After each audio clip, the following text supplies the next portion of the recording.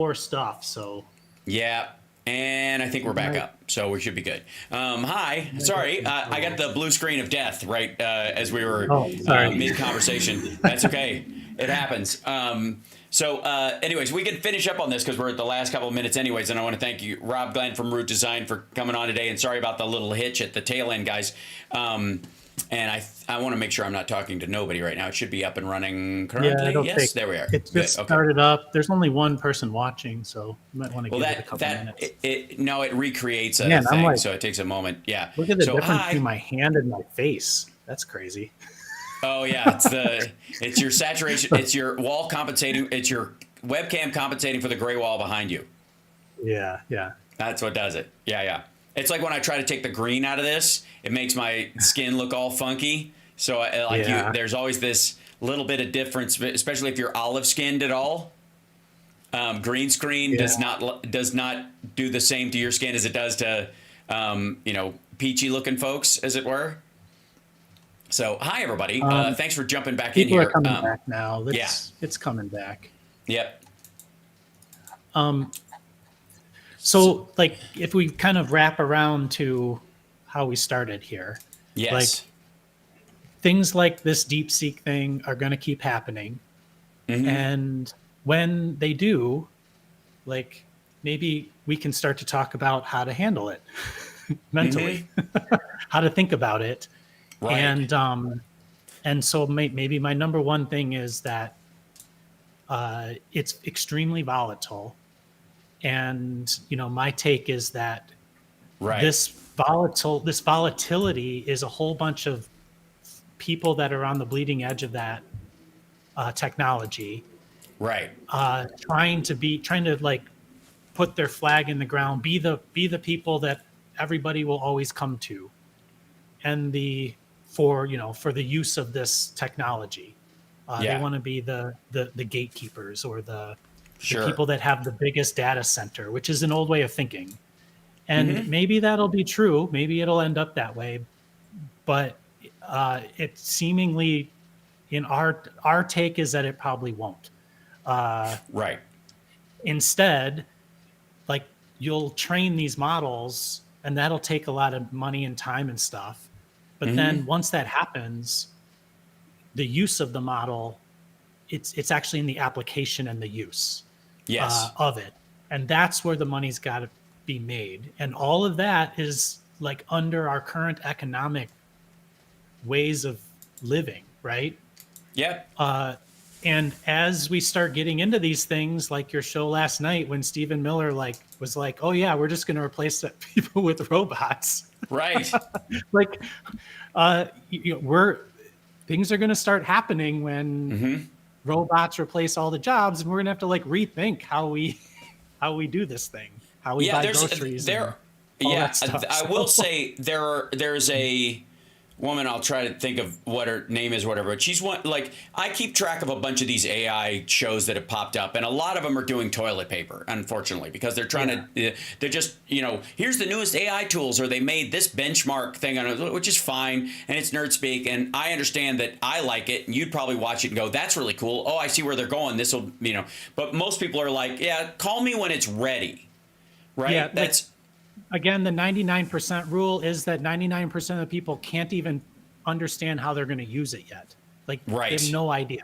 And that's okay. Like, because there's no viable, like, really solid application yet that really seems like it's going to work. Also, in terms of what I would argue is play around with it, because you don't want to be in a situation where you haven't figured out how to use it until it's figured out a way to use you. And that's like replacing your purpose in a business instead of incorporating it into your workflow and being the smartest person using it is true of any situation where technology works into this. Even if it's just, oh my God, they put all the laws into books that now public defenders can go buy or they get a free copy of them instead of having to go down to the law library at City Hall and check them out, or wait till somebody else brings it back so I can defend my client like it's fucking in 1922, right? There used to be a period where if a public defender had a client and they were like, I think there was a case, if they couldn't go back to the school they went to, and that place had a giant law library that was paid for by an alumni, that they could go through and pull a case from or talk to somebody about, they could go down to City Hall and get a copy of how the laws on the books and any laws that, any recent cases that have been filed against it, right? Imagine the legwork and the intellect it would take to even be able to do that, if it was even possible. Like, right, if you got down there and the book wasn't gone because the person that you're suing or that's charging with something hasn't taken the book out knowing that you might come looking for it and set fire to the thing, or lost it on purpose or borrowed it first, right? That's no longer a concern for anyone. That is, everything's online. Everything's available to you. And so being the first person to go, oh, I know how to look stuff up, like the nurse in fucking Fletch, where you could just type in Alan Stanwyck and find out that he doesn't have a melanoma, carcinoma, some kind of a noma. I don't know. That ability didn't make her more of a nurse, but it guaranteed her ability to stay in that department going forward, because nobody else knows how to run it but her. There's an element to this in AI that is going to continue for quite some time, because even the people who know what they're doing don't know what they're going to do with it. Yeah, well, if you think about like Alexa, like the closest thing to AI that people maybe understand is Alexa. And how does what's the point of Alexa? Like, Amazon sells a bunch of these little cylinders with a speaker and a microphone in it, so you can say, "Hey Alexa," and you put it on your thing, and you order stuff from Amazon, like, right? You ask what the weather's like. So that's how they're monetizing Alexa. Yes, right. And so if you think about that from the standpoint of like anything, like under the current way companies make money and survive, like they're going to have to sell something. Yeah. So what are they going to sell that has value, right? Yes. And so we use it here mainly because I hate subscriptions. Like, the number one killer of a small business is these fucking subscription services. Right. Like, I mean, by the time you do your books and your, like, everything is a monthly fee. Yes. And if we can not pay a monthly fee, like, I'm happy to do that. So the only AI that I pay for is ChatGPT, because we use the heck out of the O1. But I got to tell you, like, we're not too far away from running an O1 on our own here. I could run R1 on our computer here just fine. Yeah. And I never even need to use O1 again in ChatGPT, right? And I'm totally fine doing that, because I understand that I'm not like dealing, I understand it well enough that I know I'm not opening up my whole company to China, right? Most people don't know that. So you've got like all these layers of education and like, techno comfort, Luddites, right? The thing that I mentioned this a couple weeks ago, like, there's a path to self-driving cars, right? Like, and that path, we're doing it right now. Like, a lot of cars will tell you if there's somebody in your blind spot. Well, that's a function of a self-driving car. They'll stay in their lane. They'll follow the car in front of you on cruise control, right? Like, so all these pieces, there's a camera there, there's radar, it'll brake. If something's in front of you, it'll like emergency brake. So these are all the components of a self-driving car.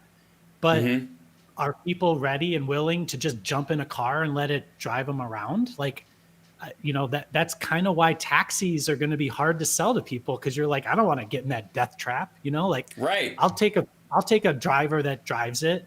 So you got to, like, people have to start getting used to it. They got to start it's a huge trust matrix.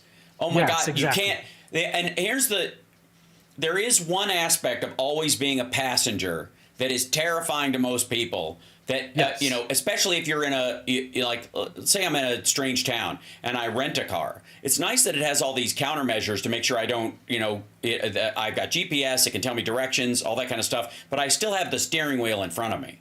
If I end up can you imagine being a permanent passenger in something with no steering wheel, and there's not even a person you can yell at about going too fast or going the wrong way, or, hey, there's a car headed right for us and you can't see it. and it's designed not to overreact quickly, so it will move too slow if a car just barrels out of nowhere and hits you, whereas as a human being you could go, Jesus, right? That possibility isn't there yet, and that's what is holding most of this back.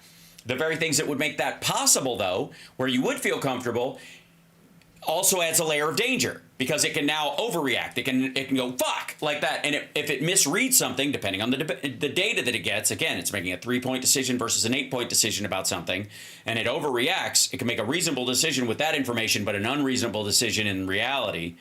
That's the concern, and it's not at the point where it has all like human, all the aspects of human beings that we have tracked and untracked in our intellect and how we history of driving and our capability and all that stuff. In some cases that's good, right? Because people are stupid and can do stupid things. But so right now, like, how much would you pay to have a thing answer all your emails in a day?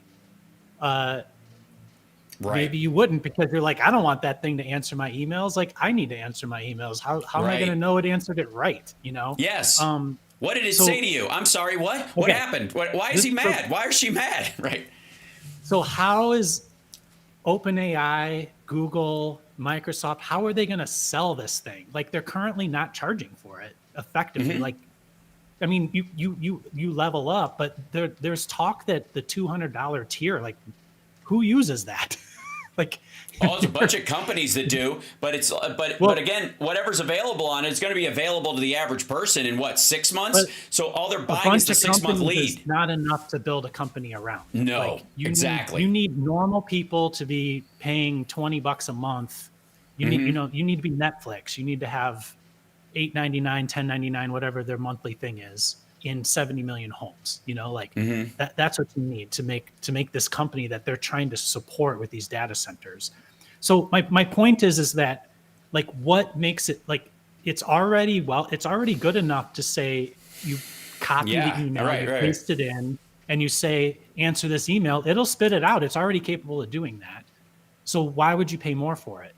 Like, and their current line of thinking is, we're going to make it smarter.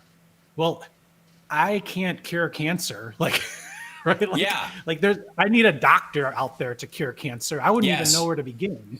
And even if I did, it's not invented. Absolutely. So rubber hits the road part. Now, you're in manufacturing, and you do bespoke manufacturing and some other stuff like that. And the reason I've been so interested in robotics is because I feel like that's where AI, where the rubber hits the road, where it actually impacts our lives, other than just doing our accounting or some sort of like baseline intellectual work, or just keeping an eye on things with a roaming dog that acts basically like, instead of 5 cameras, I have this thing that walks around. Why don't you just have 5 cameras that are very fucking cheaper than a robot, unless the robot can do something like shoot people or spray them with mace. Who cares, right? But there are areas, and this is my new favorite area of excitement about the potential for robotics and where AI leads us. Megastructures. So one of the reasons why in the United States we have not, and worldwide, why people have not built the new pyramids, is because of the labor-intensive nature of it, the expense, especially, and the specialty skills of the people involved in doing such a thing, right?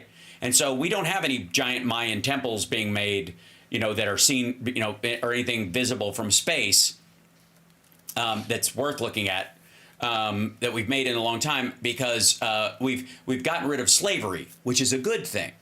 But when you automate and you recreate human labor via bipedal robots that have a certain level of physical strength that never goes away, and as long as they're charged up and they have enough battery power, they can work 24 hours a day in cycles. And if you had one of them, you could make 3 of them, and if 3 of them can work in 8-hour shifts, that's 24 hours a day. And then you don't have to crack a whip at them, and you don't have to make them drag a giant granite cube up a ramp to make the pyramids or whatever they did, right? You can, they'll just do it. And one of the reasons humans haven't made a lot of, as we've cared more about labor, as we should, and as we've cared more about exploitation, as we should, we have stopped making large-scale projects in some cases, because we look at the ROI on it and it's harder to justify. Once you start creating enough robots capable of doing this, or machinery capable of doing it, sorry, you were going to give me a caveat because I love that about you. Well, I was just going to say, like, if there was a market for it, we would build it. I mean, well, there's a market the problem for is sky rises in Chicago and New York, right? They build new buildings. Right. There are, but it's more for corporate housing because they have to be highly industrialized. There's not a market ahead of time for giant apartment buildings in that regard, because you have to guarantee the price will stay. And there's not a market for 3 of them or 5 of them or 10 of them or 15 of them, because once you get into that area, the cost of making one and the cost of what you can rent in it goes down. So it makes the value of the other ones go down precipitously. So building 1 is worth a lot of money. Building 2 is worth 95% of that. Building 3 is worth 80. Building 5 is worth 50. You know what I'm saying? So by the time you get to the point where you actually have enough housing for everybody to be able to afford something that's really nice to live in and has all the amenities of building 1, you've run out of financial steam in our current situation. Does that make sense? Right. Well, yeah, and the sort of point you're trying to make is similar to what I'm trying to say as well, which is that the obvious benefit of AI is that it eliminates your need to have experts help you. So now once the experts, you don't need the experts can't make money, right? So if you could solve off of expertise, right? Yeah. Well, if you could solve homelessness by just building a whole bunch of houses for free, then would we do it? And everybody here probably would say yes, but a whole bunch of people that have housing that knows that once you build all those houses, that their houses aren't going to be worth anything anymore. They might have something bad to say about it. So that's the inflection that we need to solve for. Is that like last night the Stephen Miller thing was funny, but in their minds they're like, we're gonna replace the people you don't want here, MAGA, with robots. Yep. But then the MAGA people are like, well, if they can do that, then can't they also replace me right everywhere else that we work, right? So like that's the part. There's like this air gap between these concepts that are happening, right? Right. And so that's what we have to solve for is like, we're like we spent a bunch of time talking about cryptocurrency and AI models, and like the majority of people don't understand that. And we're barreling forward like there's no guardrails at all. And we're just going headstrong into some problems that are gonna like blow up on us. But they're not gonna blow up on us. Right. And they're not gonna blow up in the way people expect. Because again, most of the time, all right, there was a period where horror movies, no matter what the monster was, they choked you to death. If you watch old horror movies, like old 1930s Universal horror movies, Wolfman, Dracula, Frankenstein, they all choked you to death. Do you ever notice that? Like, why would a fucking werewolf choke me to death? Didn't you just attack me like a dog and go, shake me and then, stuff me under a log like an alligator and eat me later? Why, if Frankenstein is just powerful and got the mind of a mass murderer, why wouldn't you pick up a knife or a club like he did when he was alive, or shoot me with a gun and just not care? But they choked you. That's what they did. They'd grab you by the neck and they'd wring your neck. Okay, why? Because the Industrial Revolution brought with it respiratory problems, because of factories, smog, and lead dust and all kinds of shit. And people felt like the worst way you could go was to suffocate from this shit. And they were always choking. They always felt like the world was choking them. So the monsters represented that very thing. Okay. And so when it comes to, when scientists started talking about maybe we can take someone's, like replacing organs, with somebody else's organs, like organ donating, or like replacing somebody's limb. Like, what if you could cut if somebody lost their hand and somebody died, you could take their, which is where Frankenstein came from. What if you could sew that dead hand on there, and they didn't understand the genetics and the fucking blood and all this stuff, and rejection, whatever. But they were working on the idea. Sewed a hand of a murderer on you, then right? It'd be like, I've got the hand of a murderer, and so your hand is doing fucking Dr. Strangelove. That's what they thought, right? That was the idea. It's like. Well, that's what they feared. That's what they feared. Yes. So because they didn't understand. That's right, which is just absurd. Now, the reality of organ donation and limb replacement and the actual science around it is when it goes wrong is far more concerning and a lot more mundane. It's intrinsic infections in the body. It's the rejection process, which is really painful. It's the idea of like some people get them and some people don't. Organ harvesting in China and other places like that, and the black market for kidneys and things like that. That's really what it was. It wasn't somebody walking around going, "I hadn't want you to die," right? But that's what the horror movies told. So that brings us to AI, Skynet, Terminator, all the shit that we've seen. HAL 9000. It's going to take us over and kill us, and in actuality, it's going to be way more mundane. Yeah, traffic accidents, massive pileups that are just a single glitch that drive a bunch of automated cars into each other at once. Or look at the Tesla crashes. It's much more like that, if they are indeed crashes at all. Because apparently he can turn your car on and off from his office. So I don't know what the fuck. All of those things, they revolve around the camera misdiagnosing what it saw. That's effectively what the problem was. It might have been hazy and there was a white truck in front of it and it didn't see the truck effectively. It didn't recognize there was a truck there, let's say. So everybody knows I'm a huge fan of Blade Runner, right? And I love the movie because of its philosophical nature, because it's how machine do we get before we stop being human? Can you take the soul out of something? Do machines ultimately have a soul because of once you reach a level of complexity, a soul can be housed within it? But one of the most important things about it is this. This is the Tyrell Corporation's. Sorry, I moved you around, and you. Sorry, I switched you back to here. Bink. There you go.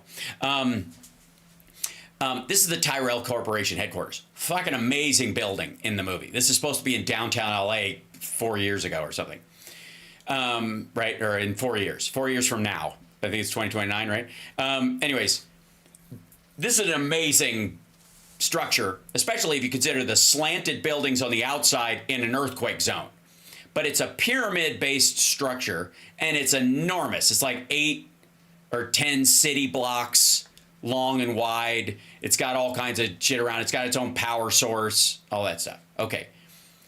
My point in seeing this was there aren't enough people, legal or illegal, in the United States or available in the United States to physically build this structure in any period of time where it has any worth.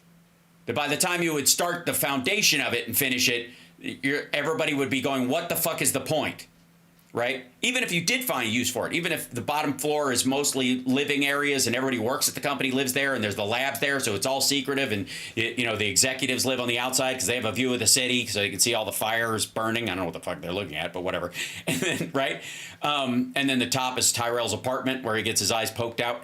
But the point being is, like, a structure like this, and this is kind of the point of the movie, cannot be made without slaves.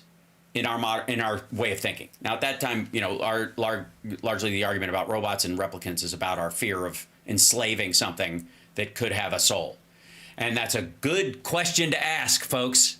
But we both know that AI isn't alive, and the robots we're going to be making for a very long time aren't going to be anywhere close to the fucking ex machina dipshit-ery that's out there. But you could absolutely, once you create 10 of them, have those 10 create 50, and those 50 create 100, and suddenly you got a lot of little robots that can build shit. And you give it a plan, just like in Minecraft or something, and then enough resources, just the stuff. If you just have the trucks drive up with the shit and drop it off, these things will put it in order, and it will wire it, and it will do all the schematics because that's all it knows to do, and they will just keep building and building and building until the project is done. There's no way you get a structure like this with human labor alone. Just not possible. It's just not going to happen.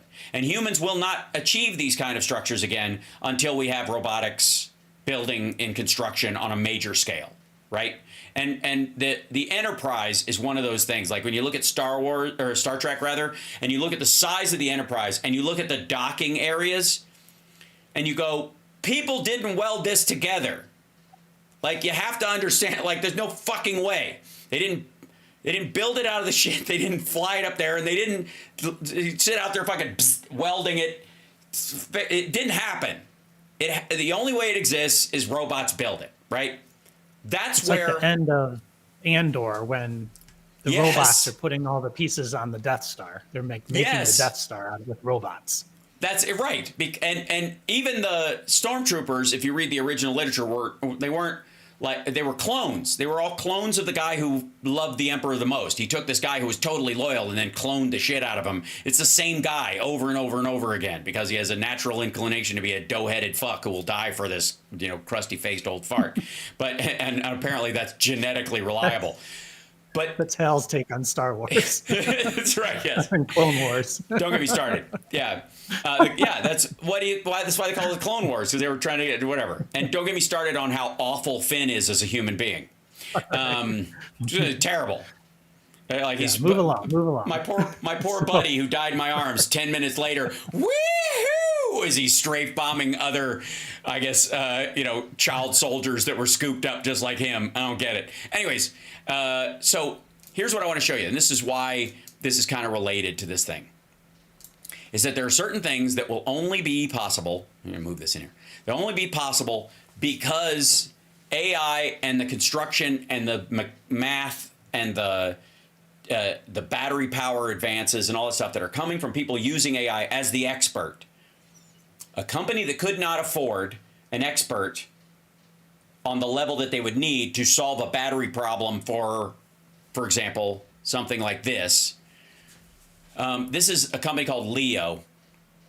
They are one of several VTOL companies that are making vertical takeoff and landing cars. And so there's a guy who makes these fancy cars, and he partnered with a guy who who worked in drones and who was a pilot. And the two of them started working together on a personal car that ultimately the relatively average person could afford. Okay, they're obviously going to be expensive. They're going to be luxury cars. But they are already at functional prototype. This is their rendering of what the final car will look like, but the functioning body of it, and they have one working. This is the little sales video for their investors, okay? But these two guys, it lands on a charging pad. It goes 200 miles an hour. It can fly for an hour on a single charge. It has these jets that give it propulsion up instead of 4 big ones like a quadcopter. It's got dozens of them that work in tandem. And then instead of using like a quadcopter tilting forward, which would make you vomit, it has 2 jets in the back of it for propulsion that can also reverse. So those can they can steady, they can turn, they can stop. Okay, this obviously it's going to be rich dickheads who get this first. There are already versions of this available. I want to be abundantly clear. There are already chunkier, less impressive VTOLs being sold for $112,000 to hobbyist rich dudes who live in New Jersey or upstate New York, and they fly into Manhattan. And a lot of the drones that people have been seeing all the fucking sudden was not only those rich guys flying their drone to the helicopter pad on their building, but also the companies testing them and showing them to those very people. They're like, hey, we'll give you a midnight ride. You can see the city at night. It looks really gorgeous. It's way better to fly at night because it looks cooler, all that shit. Okay. But this vehicle, and again, this is their render of it, it materially already exists. And AI is giving it like the little bumper features that we talk about, to let you know there's a car behind you or in front of you or whatever. That technology already exists. So this thing can track, and it doesn't go up into what would be regular flight airspace, goes below helicopter altitude. It's meant to fly as a car. So, and it's relatively quiet compared to the big quadcopters because it's got a lot of little ones, and it whirs along instead of going, sounding like like a giant, Shahed drone. But this is the idea, is that eventually they'll create these parks where you park your VTOL in New York in these places, and this is the floor is a charging port. That's why Tesla is experimenting with charging just like phones do. So you back up over the top of this. Charging. Yeah, the inductive charging. So you back up over this.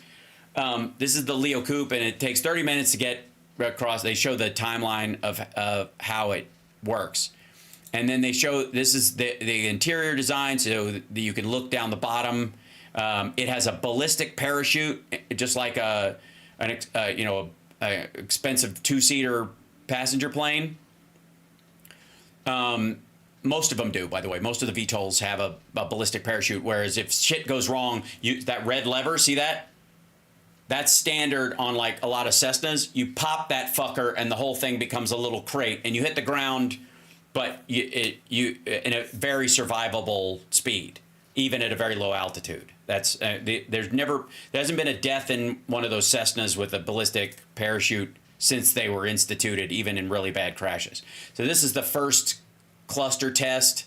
This is where they started. They basically tell the history of the company and why they went with this clustered thing. He was seeing this guy this kid drive a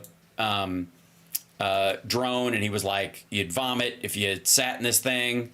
So they started working on the prototype for it, and they started with these mini ones, and then they decided it's better to have the two larger ones. They've been through several prototypes, and they've been able to prototype because of AI. They've been able to work through all these stages at a speed. Accelerated it. Yes. Accelerated it. Like that's right. That's my big thing is like if we got to say AI, we got to stop saying it's done with AI or AI did it. It's people using AI to augment accelerate the their process, ability to accelerate their process. But like when you say, will AI cure cancer? That's right. No. Humans will cure cancer. AI will come up with many people, all of them using AI to augment their abilities, may find a cure for cancer, right? And it's like that for everything. Right. Like almost all the questions. There was a question in Friday AI the other day about can we use AI to make forms, and the answer is like you have to use AI to like make the web page, or you use AI to help you make the web page better. But the task you're doing still has to go through the technology that it's using. There's not like this AI cloud that does the work. Like all it's doing is communicate. It's like a communication layer effectively. And that's maybe how we want to try to keep drilling into our language to try to help people understand what it means. Yeah, that people will do these things using AI as a hammer and as a forklift and as a rocket ship and as a microscope, as a measuring device, and as a calculator, right? But it will be doing it in a way that it's way more accessible, because if you're not strong enough to lift the giant hammer to be a blacksmith, or if you're not trained in math enough to do the long, Turing math on code breaking, you might be able to put the time in, but we all live with limited time. We're all mortal, and we have this limited scope ahead of us. So a lot of people can't or won't dedicate that amount of time to themselves, so they'll hire an expert who has dedicated themselves to this singular use. But those people are rare, and they're hard to get, and they become more expensive the more rare they are. The game changer about AI is the availability of those experts to the average person. Right? Well, yeah, but also like the person using AI, I was just at a university thing. I volunteered at a university near me, talking to students who were trying to figure out like how to move forward. They were juniors and seniors, and there's like we tend to have all like gone through a system where we want to specialize in something, because the way that work happens tends to be you put a group of specialists together, and as a whole, they're able to accomplish a task that requires each of those specialties. Well, what the what AI allows for, or what AI is gonna we're gonna have to shift while using AI to be all more generalists. And so the way you Right. solve the problem is not by managing experts and corralling them into a single focused goal, but instead to be cognizant of know enough about a lot of things that you can use AI to elevate your knowledge and your execution in each of those things Right. so that you can accomplish the goal without necessarily having an expert in them. So again, that's like, it's like a different way of thinking. Yeah. So if you wanted to, I'll use file your taxes, and you don't know how to file your taxes, you call an accountant and the accountant files your taxes, right? So people, because we've called AI human, they think, well, I'm going to use this quote unquote human like AI and it's going to file my taxes. Right. But that's not how it works. No. Like, it's got the knowledge of the accountant to teach you how to file your taxes, if that makes any sense. So if Yeah. you say, I would like to file my taxes myself this year, AI, tell me what to do, it's going to give you instructions and you're going to have to go do it. Yeah. So before, when you hired the expert, you were both hiring the knowledge and also you were decreasing the time for it to get filed because you didn't have to do it. Somebody else did it for you. Right. And that's maybe where agents come in, right? Eventually, maybe that'll start to happen. But the point I'm trying to make is, it's like AI does not do anything. It's a tool used by people to accelerate their ability to do something. Right. To do whatever they need. And that in and of itself, the great equalizer aspect of it is the part that I am the most bullish about. Is that you and I've talked about this a couple times, where I have been playing around with some things and going, okay, I've gotten further in being able to build some of the little robot kits that I put together and make them do things than I ever would have done if I did. I mean, I have no problem dedicating my time to doing these things if I don't have anything else to do. But if you've got children and a spouse or a significant other and a regular job and all these things, the idea that you're going to have a side hustle that's that complex is impossible, right? Ask anybody who's trying to write a novel while they're running their regular job or whatever. It's, because writing a novel in and of itself is a 24-hour endeavor. Most of the time when you're doing it, you're thinking about it, you're sleeping on it, you're trying not to go to sleep while you're working on something, and then you're waking up very early or sleeping in to try and rest yourself so you're better at it. It's your 100% of your life, right? And if you can't, in the past, if you couldn't dedicate it to it, your book just doesn't exist. That's just life. And think of how all the inventions and solutions that fall by the wayside because the resources are not available to people who have a great idea, but immediately write it off because we'll never be able to fucking do that. I don't know anybody who fucking do that. I can't make whatever, right? That's going away. Now, obviously, it's halfway there on your own. You can prototype very quickly. You could get a transcript together on your own without any help. And then, when you're 75% of the way there, then maybe you call the expert in. And now you didn't spend all this money getting the expert up to speed and all that. They just do like a more focused, efficient help or assistance to you.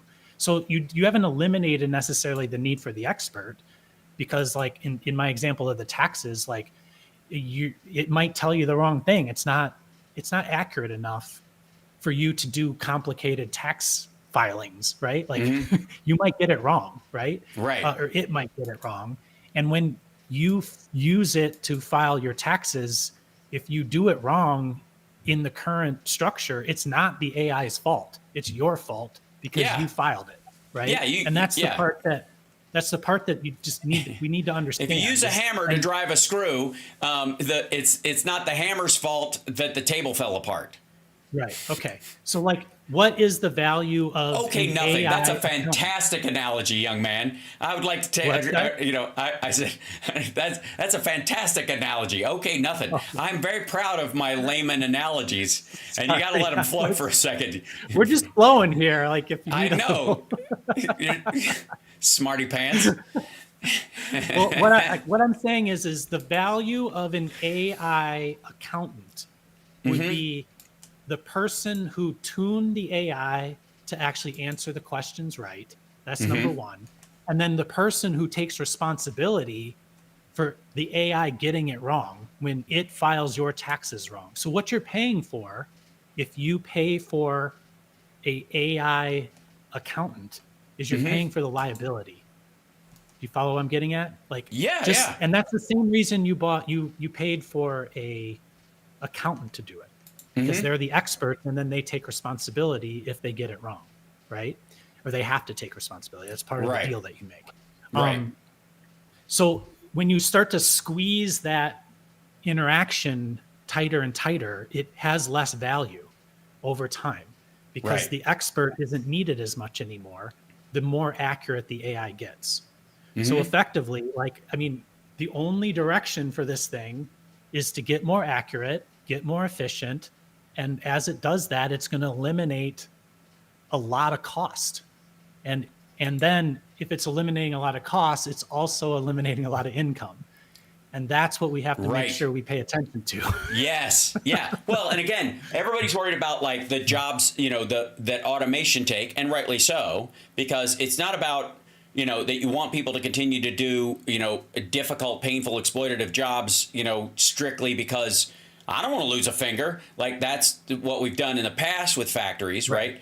But there's a level of like drudgery desk jobs that are going to be eliminated by AI that are arguably worse for you physically than the chance of losing a finger in a factory, because they give you colon cancer and all kinds of shit, and you're just sitting all day and you don't do anything, you don't get to move around, and you're tied to a data center or a call center phone or shit like that, right? Are you typing to me, or are you getting a message that you have to respond to? He's typing to me, I can tell. I feel like he's typing to me. Oh, I'm back. now you're back. Okay, yeah.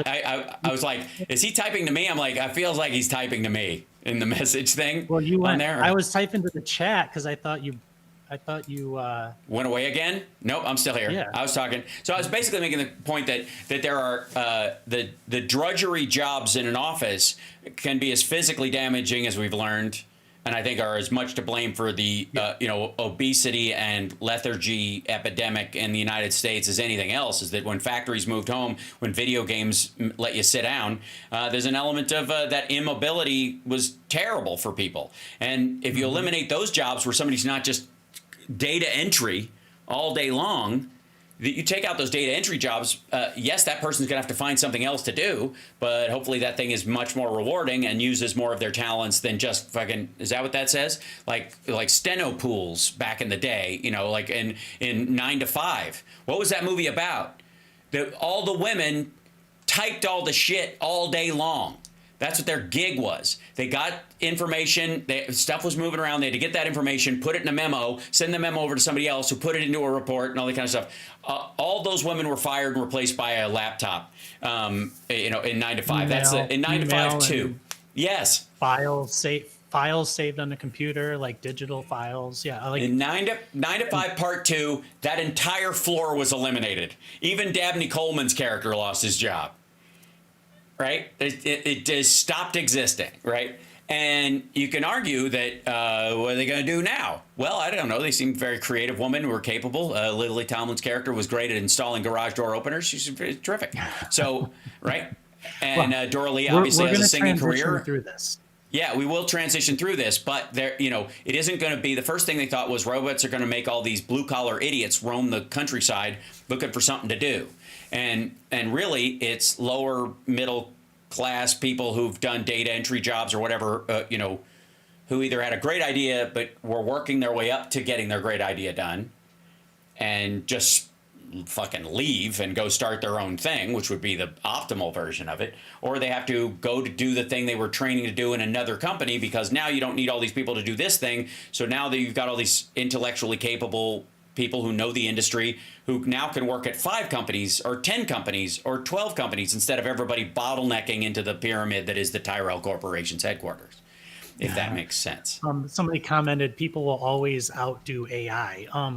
Maybe, but a person using AI will always outdo a person not using AI if they're using it well. That's absolutely right. And outdoing it is kind of a weird, it's a very John Henry way of thinking. Yeah, what does outdo it mean? Yeah, exactly. Right. That's like saying I can do math faster than a calculator. Like, if you could do it for a while, it'd be a nice parlor trick, but it serves no material purpose. If you're that smart that you could do math that quickly, there are other things you could be doing with your brain power that a calculator can't do. Right? So we went way over. Yeah, and I appreciate you hanging out. Start running. You got to go. But I appreciate it's a long, important conversation, and we will continue to have it here on the show. And it seems like people have stuck with us a little bit. By the way, subscribe, everybody, share the show and all that kind of stuff, because ironically enough, with all the political stuff I talk about and everything, ultimately, I just have a feeling like this is going to end up being the most important shows I do because of the way things are going. Well, looking back in retrospect. I'm happy to be a part of it. Yes, well, I'm glad you are, my friend, and you're awesome, and I will see you later on, and have a great day, and I'm just going to let you go because, fuck, we've been on for a long time. Okay. Thank you. You too, brother, and bye, chat. Everybody have a good weekend. Okay. Cheers. See you later, Rob. There he goes, and I'll let you guys go as well. Thanks for popping back on after we had the weird crash. My system just turned blue. After I hang up with you guys, I'm going to strip down my setup and start from scratch because there was an update, and I think that point I was making about open source software butting up against other open source ideas and pieces of software might very well be the problem. And then I'm going to go see if I can find a Klingon headpiece that I can install right here, because I think I've got the look.